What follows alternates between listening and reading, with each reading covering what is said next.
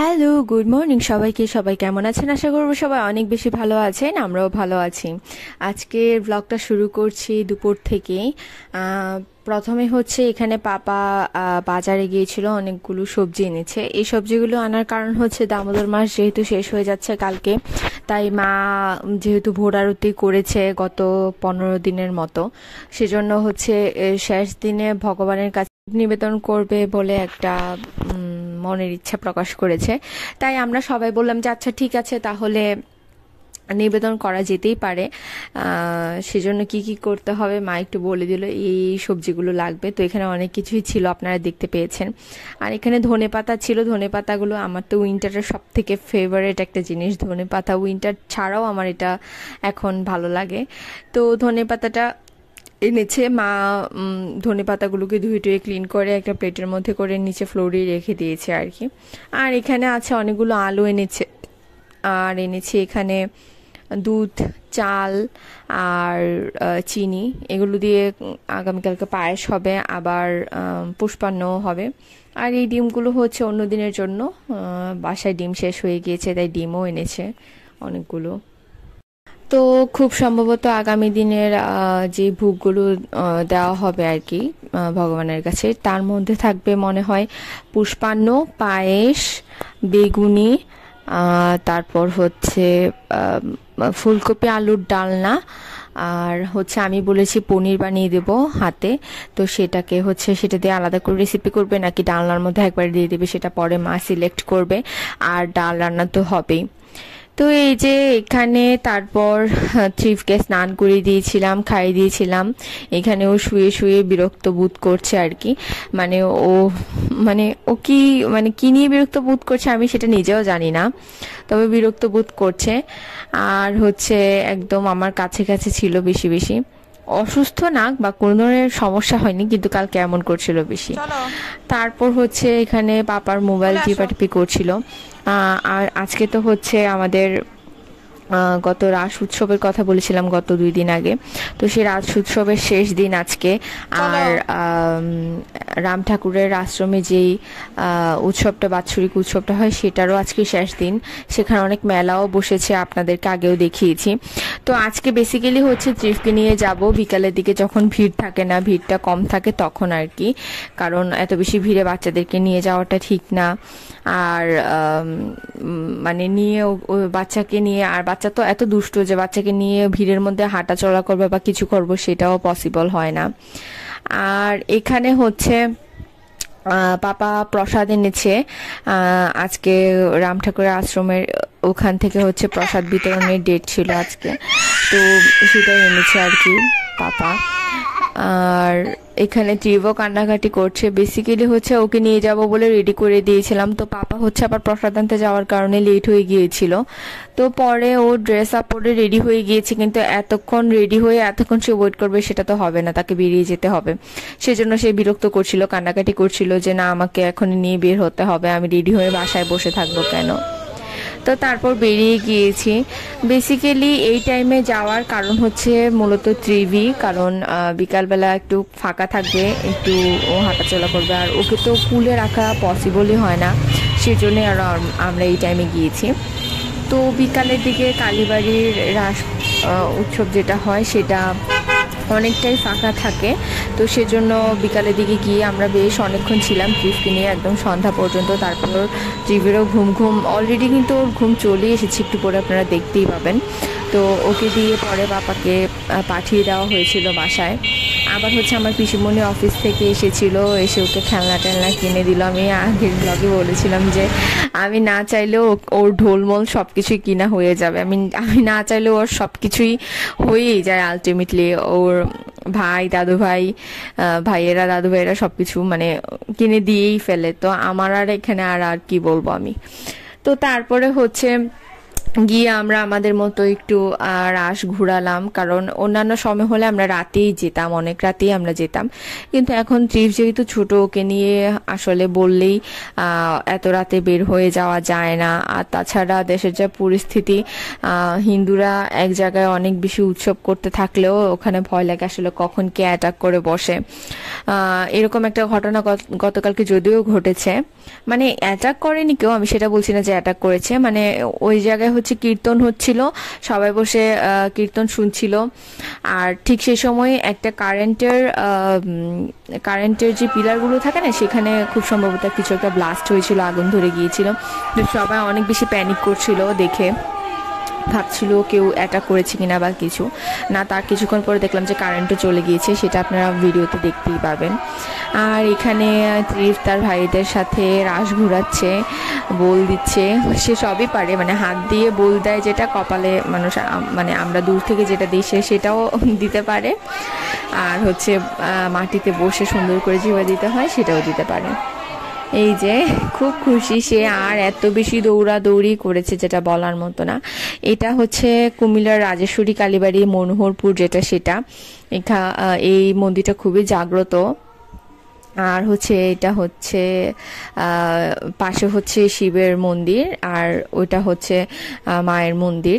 তো যেখানে মা কালী সেখানে তো শিব আছেই। তো এই তো আপনাদের সাথে একটু দেখালাম, শেয়ার করলাম। মন্দিরটা তখন অফ ছিল, মানে বিকালের ওই টাইমটাতে তো অফ থাকে, সন্ধ্যার পরে হচ্ছে আবার গেটটা খুলে দেয়। তো আপনাদেরকে সেই জন্য দেখাতে পারিনি, কারণ সন্ধ্যা পর্যন্তই আমরা ছিলাম। তারপরে ত্রিফকে যেহেতু বাপাকে দিয়ে পাঠিয়ে দিয়েছে, আমাদেরও আর থাকা হয়নি। পিসিমণিকে বলছিলাম যে আজকে আর অফিসে যেও না, চলো একসাথে আমরা ঠাকুরের আশ্রমের উৎসবটাতে আমরা একসাথে ঘুরি। তো পিসিমণি আবার বললো যে না ম্যাডাম নেই অফিসে, তো আমাকে যেতেই হবে, আমি যেতে পারবো না, একেবারে শর্ট টাইম নিয়ে এসেছি। পিসিমণি আগের দিনই বলে রেখেছিল তোমরা যখন যাবে আমাকে ফোন দিবে। তো এই আর কি। আর ট্রিপ দেখেন, মানে কে বাঁশি বাজাচ্ছে, কে কি করছে চিনে না জানে না, বাঁশির তালে তালে নাচানাচি করছে, দৌড়াদৌড়ি করছে, মানে কে কি কিছুই জানে না। বাচ্চা দেখলি তাদের সাথে খেলি হাসাহাসি শুরু করে। এ ধরনের বাচ্চা নিয়ে কিন্তু আরো বেশি রিস্ক, কারণ এ ধরনের বাচ্চাকে আপনি যদি কিছু একটা দেখান, তারা কিন্তু সাথে সাথেই চলে যাবে। সো এটা নিয়ে আমার একটা ভয় থাকে আর কি। আবার অনেক বাচ্চারা আছে যে পরিচিত মুখ না দেখলে কান্নাকাটি করে বা একটু রিয়েক্ট করে, কিন্তু ত্রিভ এমন না। ত্রিভ সবার সাথে মিশতে পছন্দ করে, সেটা ঠিক আছে ভালো, কিন্তু এই যুগের সাথে তাল মিলিয়ে আসলে সেটা ভালো না, কারণ কার মনে কি আছে কিছুই তো বলা যায় না। এই যে পিসিমণি এসে তো খুবই খুশি। আর এখানে আমরা অনেক কিছু দেখছিলাম, মেলায় কি কি বসেছে। এবার খুব বেশি একটা মেলা বসতে দেখিনি, যাই বসেছে সেগুলোই আপনাদের সাথে শেয়ার করছি। মাটির অনেকগুলো জিনিস ছিল, আর হচ্ছে রেডিমেড আসন বিক্রি করে, সিংহাসন যেটা পূজা দেওয়ার, সেটা বিক্রি করে দেখলাম। স্টিলেরও আছে, কাঠেরও আছে। আর এখানে ইসকনের বেশ 2-3টা দোকান বসেছে, অনেক জিনিসপত্র ছিল, ওগুলো আমরা কিনিনি, কারণ ইসকনের ওরা বরাবরই অনেক বেশি দাম রাখে। কারণ আমরা তো অ্যাটলিস্ট, আর কেউ জানুক বা না জানুক, যারা ইন্ডিয়াতে আসা যাওয়া করে তারা তো জানে যে ইন্ডিয়ান প্রত্যেকটা জিনিসের প্রাইস কেমন থাকে। বিশেষ করে ভগবানের জন্য ব্যবহৃত যে জিনিসগুলা, যেমন গোপালের ড্রেস, মুকুট, মালা, সব কিছুই আমরা তো আসলে জানি যে, কারণ আমরা যদিও জানি, কিন্তু আমাদের অনেক রিলেটিভ বা পরিচিত অনেকেই বৃন্দাবনে গিয়েছে, গয়া কাশী গিয়েছে, আমার দিদিমাও গিয়েছে, ওখান থেকে খুব লেস প্রাইসেই হচ্ছে আনে। এখন ঠিক আছে, বাংলাদেশের কারেন্সিতে ইন্ডিয়ার কারেন্সিতে সেম প্রাইস হয় না, প্রাইস বাড়ে, কিন্তু তাই বলে এত বেশি বেড়ে যায় না, সেটা তো অন্তত আমরা জানি। মনে করেন যেটা তারা ইন্ডিয়া থেকে 50 টাকা আনে, এটা বাংলাদেশে এনে তারা অবশ্যই 150 টাকা দিয়ে বিক্রি করতে পারে। এখানে 100 টাকা কিন্তু তারা চাইলে লাভ করতে পারে। তার মধ্যে থেকে মনে করেন 70 থেকে 80 টাকা তাদের টোটাল খরচটা পড়লো, বাকি টাকাটা তাদের লাভ। কিন্তু এখানে যেটা দেখলাম যে সিম্পল কিছু জিনিস এত বেশি প্রাইস বলছে, যেটা মানে একেবারে বোঝাই যাচ্ছে এখানে লাভের থেকে অনেক বেশি লাভ। আবার অনেকে দেখলাম যে এই যে যেমন যারা মনে করেন ধর্ম করছি, খুব ধর্ম দেখাচ্ছি, কিন্তু ধর্ম করবেন কিন্তু সাথে কর্মও তো আপনাকে করতে হবে। হুট করে মুখের সামনে এসে একটা পেপার ধরিয়ে বললো মাত্র 10 টাকা দিয়ে দেন, মানে পেপারটা নিতেই হবে, 10 টাকা দিয়ে দেন। এটা কি কোনো বিজনেস হতে পারে? মানে ধর্ম করবেন কিন্তু এইভাবে কাউকে জিনিস প্রোডাক্ট জোর করে দিয়ে নিজের পেট চালাবেন, সেটা তো হয় না। বিজনেস করলে প্রপারলি করেন বা অন্য চাকরি বাকরি করেন বা যেটাই করেন, আপনার নিজের খাবারের যোগান দিয়ে তারপরে তো বাকি সব ঠিক রাখবেন ধর্মকর্ম, তাই না? আর এই যে ত্রিবের দাদু চলে যাচ্ছে, এখানে আমরাও রিক্সায় উঠে গেলাম, পিসিমণিও চলে গেছে পিসিমণির মতো। তো আমি আর মা হচ্ছে রিক্সায় বসে অনেক কথা বলছিলাম, গল্প করছিলাম। অনেক দিন হয়েছে যে মায়ের সাথে এভাবে বের হওয়া হয়নি, অনেক দিন, আমার মনে হয় 3 থেকে 4 বছর হয়ে যাবে মায়ের সাথে এইভাবে বের হওয়া হয়নি। কারণ সাত্বিকা যখন একটু বুঝতে শিখে গিয়েছে, ওকে নিয়ে আমি মোস্ট অফ দ্য টাইম সব জায়গায় যেতাম। তার আগে হচ্ছে মা আর আমি যেতাম আর কি। তো এই যে এখানে হচ্ছে তারা জল ভরতে যাচ্ছে উৎসব থেকে। আমি জানি না এই রিচুয়ালসটা বেসিক্যালি কি, আমি আসলেই জানি না, জাস্ট দেখলাম এটাই হচ্ছে আর কি। আর এই তো বেশ কিছুক্ষণ কীর্তন দেখলাম, তারপর বললাম যেটা যে একটা ইনসিডেন্ট হয়েছে, সেটার পরে সবাই অনেক প্যানিক করেছিল। তো আমার মাও হচ্ছে প্যানিক করছিল যে বাসা চলে যাবে, সেজন্য আর বেশিক্ষণ থাকা হয়নি, তারপর আমরা বাসা চলে গিয়েছিলাম।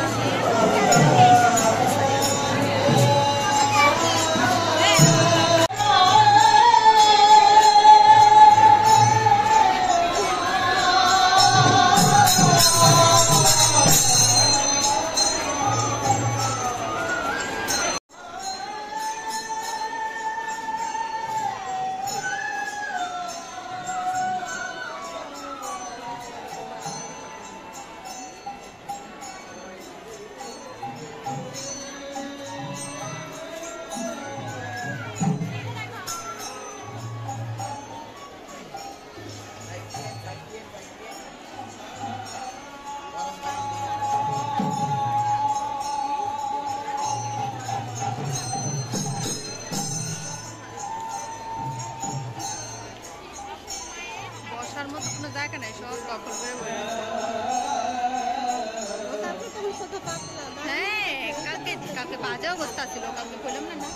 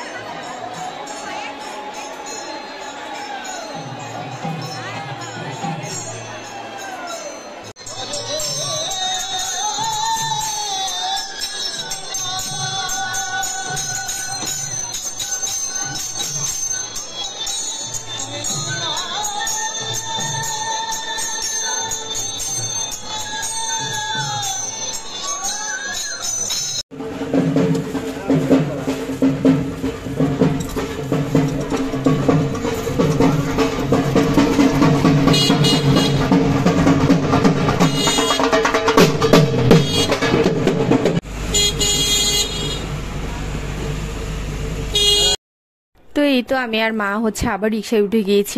যাওয়ার সময় দেখলাম যে তাদের হচ্ছে ঘট ভরাও হয়ে গিয়েছে, আবার ব্যাক করছে তারা মন্দিরে।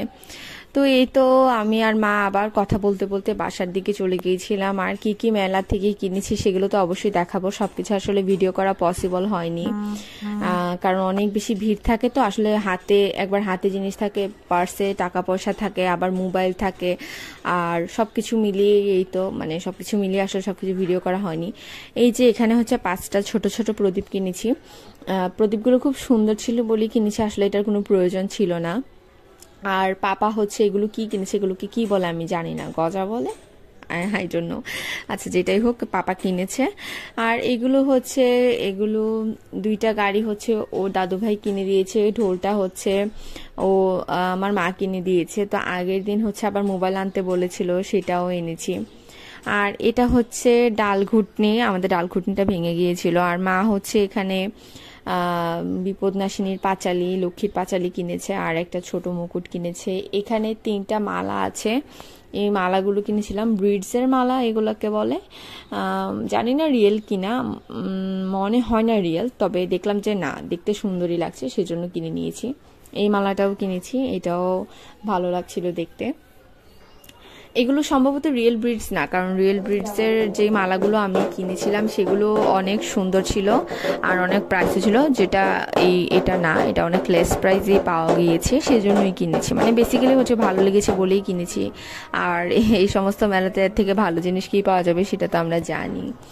আর এখানে দেখেন ঢোল নিয়ে হচ্ছে ট্রিবের ভাই আর মিমি বাজাচ্ছে আর কি। তারা বলছিল যে অনেক বছর পর বাসার মধ্যে এত খেলনা টেলনা কিনা হলো, তোরা যখন ছোট ছিলি তখন কিনা হতো। এখানে হচ্ছে আবার ব্রেন ডেভেলপমেন্টের একটা গেম, এটাকে কি বলে আমি জানি না, এটা হচ্ছে আবার সম্পাদি ওকে দিয়েছে। প্রত্যেকটা ওকেশনে সম্পাদি ওকে একটা না একটা কিছু খেলনা গিফট করে। আর ট্রিপ তো খুবই হ্যাপি, ঢোল বাজাচ্ছে, দৌড়াদৌড়ি করছে, কি করবে না করবে কিচ্ছু বুঝতে পারছে না, এত খুশি হয়েছে সে। যদিও এই খেলনাগুলো আজকে পর্যন্তই হয়তো বা কালকে পর্যন্ত, তারপরে ওর আর কোনো খেয়ালই থাকবে না, মানে এগুলোর কথা আর মনেই থাকবে না ওর।